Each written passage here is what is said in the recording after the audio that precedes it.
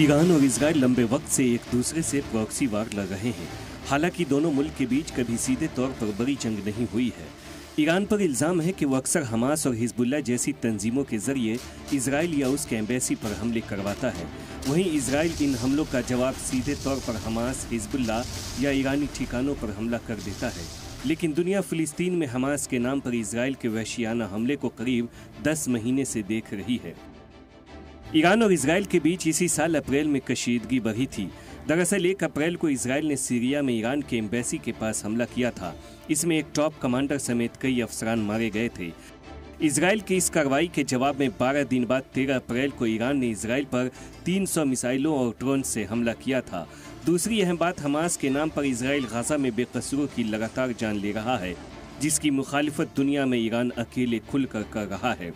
हाल ही में तेहरान में ईरान के country guest Hamas chief Ismail Haniyeh की मौत के बाद से ईरान और इजराइल में कशीदगी बढ़ गई है। ईरान किसी भी दिन किसी भी वक्त इजराइल पर बड़ा हमला कर सकता है, जिसकी तैयारी इजराइल के साथ साथ अमेरिका भी कर रहा है। इसलिए अमेरिका ने अपने USS Abraham Lincoln carrier strike group और guided missile submarine USS Georgia को मेडिटेरेनियन सागर में भेज दिया है।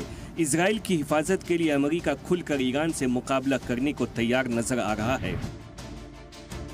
दूसरी जानिब इजराइल ने ईरानी हमले के खतरे के बीच अपने शहरियों से खाना और पानी स्टॉक करने को कहा है। हॉस्पिटल्स को हिदायत दिए गए हैं कि वो मरीजों को अंडरग्राउंड वार्ड्स में शिफ्ट करने के लिए तैयार रहें।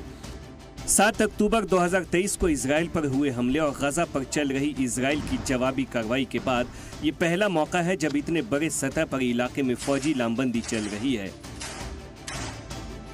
पेंटागन ने शुरू में ही इस इलाके में हमास, हौसी और हिजबुल्लाह जैसी तंजीमों को जवाब देने और उन्हें काबू में रखने के लिए 2 कैरियर स्ट्राइक ग्रुप तैनात किए थे, लेकिन अब इसके अलावा भी तैनाती चल रही है। हमास के चीफ इस्माइल हानिया की मौत के बाद बेशक ईरान और इजराइल एक बार फिर आमने सामने आ गए हों, लेकिन मिडिल ईस्ट में गहराते जंग के बादल के पीछे कई और मायने हैं और इनमें दुनिया के सबसे ताकतवर मुल्क में से एक अमेरिका का अपना इंटरेस्ट यानी उसके अपने हित सबसे ऊपर हैं।